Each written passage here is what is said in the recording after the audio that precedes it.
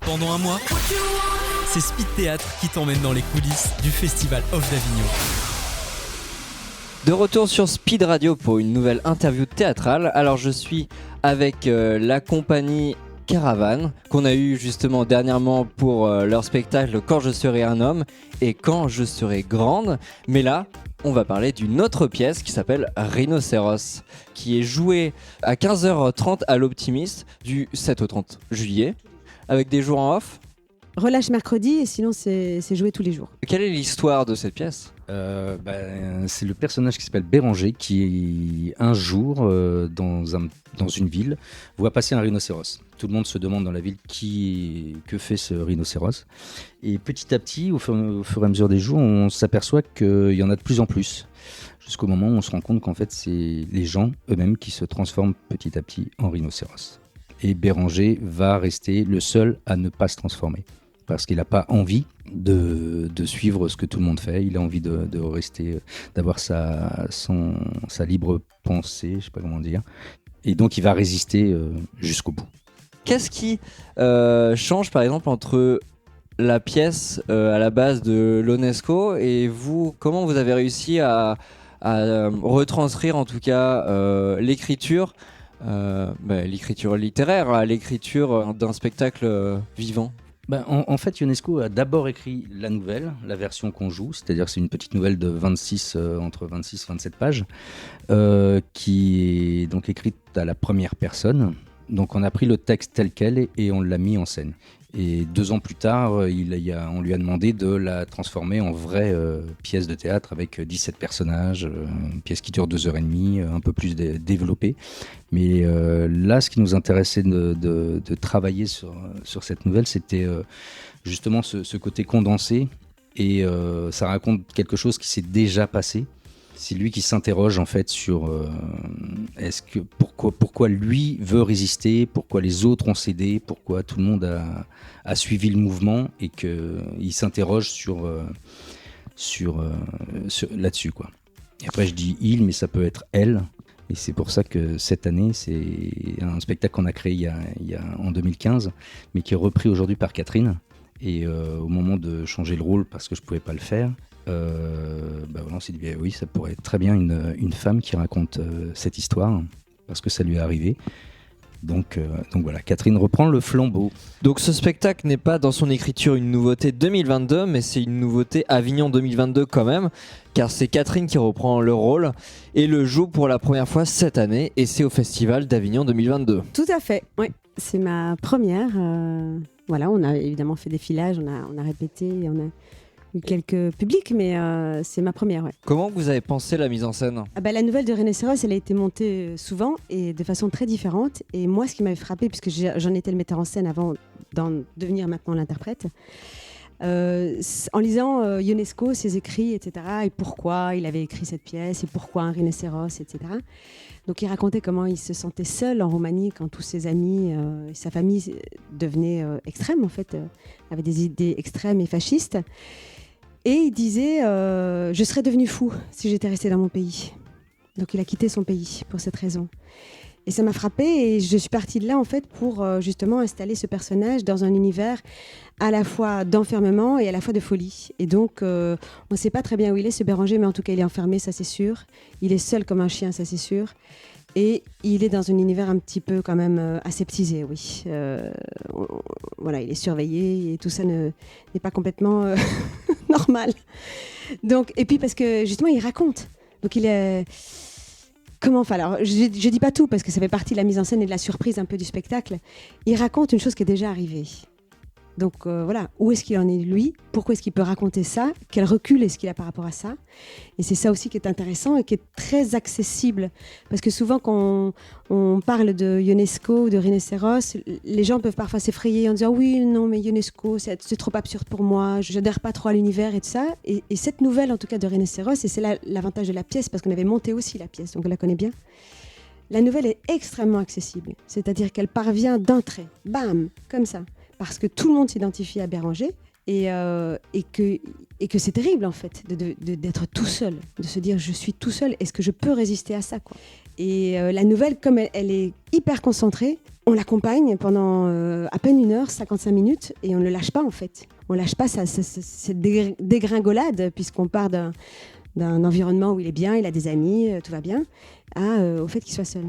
À la base, ce spectacle était écrit pour dénoncer le fascisme. Et finalement, cette pièce, malgré le temps, reste très contemporaine, car le public peut continuer à s'identifier.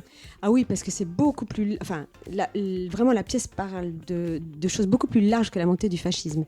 Ça parle de la montée des extrêmes droites, et de toutes les extrêmes d'ailleurs aussi.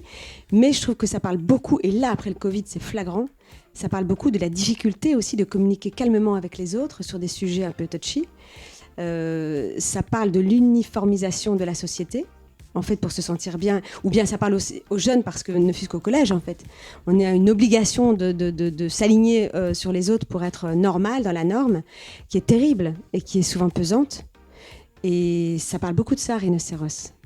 Qu'est-ce qu'on fait, en fait, quand tous les autres choisissent une autre voie et que, juste épidermiquement parlant, on se dit, moi, je ne peux pas, je ne veux pas ça. Oui, c'est questionner notre place dans la société. Oui, et est-ce qu'on peut s'opposer à un moment donné à un groupe parce qu'on n'est pas d'accord avec ce qui se passe, avec leur choix, avec leur comportement? Qu'est-ce qui se passe? Parce que la solitude que ça nous renvoie est terrible aussi à endurer et à traverser, et peut nous amener à des endroits magnifiques aussi, mais il faut y aller, quoi. Donc j'imagine que dans cette pièce, on passe vraiment par tous les états. De l'euphorie à la tristesse, comme peut-être... une réflexion sur le monde et aussi peut-être de la joie à un moment donné, en se disant que peut-être on arrivera à s'émanciper de toutes ces carcans finalement.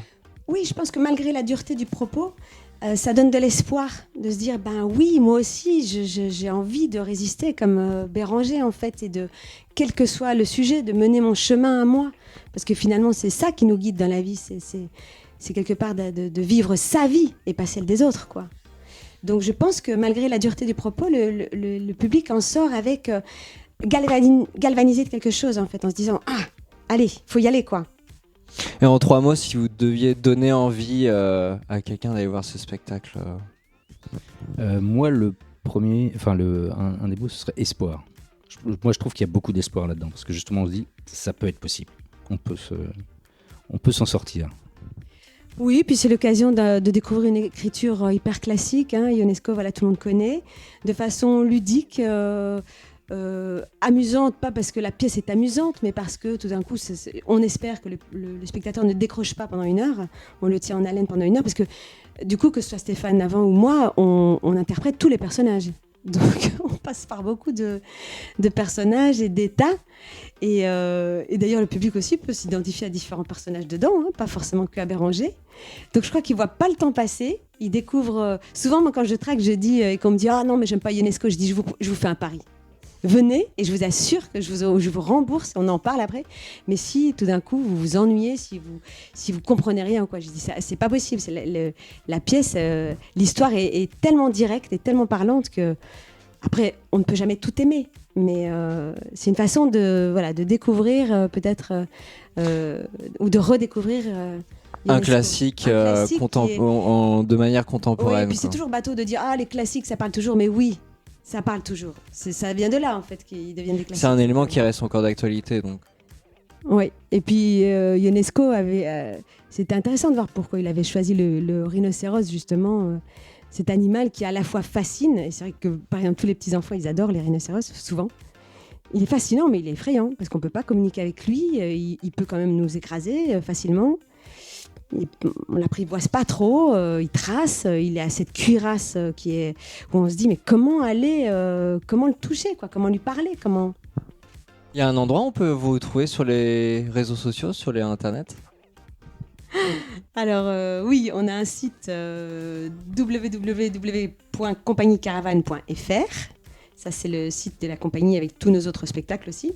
Et puis sur Facebook, c'est CIE Caravane, C-I-E Caravane. Voilà, c'est l'adresse principale. Après, on a aussi une adresse Rhinocéros la Nouvelle, mais on agit surtout sur CIE Caravane. On pourra vous trouver sur le Festival d'Avignon en train de flyer. Il y a des endroits, des QG où vous avez l'habitude d'aller Ou si on a envie de est discuter beaucoup avec dans le vous. quartier des Teinturiers, en fait, puisque nos 2 théâtres sont là où on joue cette année. Et c'est vrai qu'on aime beaucoup rencontrer le public. Moi, je parle beaucoup. Stéphane un peu moins, mais il interagit différemment. Il va boire des pots. Voilà, on essaie d'être en mode détente parce que c'est beaucoup de travail, le festival. C'est très, très intense. Donc, Le marathon. On retrouve la pièce de théâtre Le Rhinocéros mercredi à 15h30 au Théâtre de l'Optimiste. Merci à vous d'être passé sur Speed et bon festival. Du mix et du théâtre, c'est Speed Radio. Découvrez toutes les émissions et podcasts sur le www.speed-radio.com.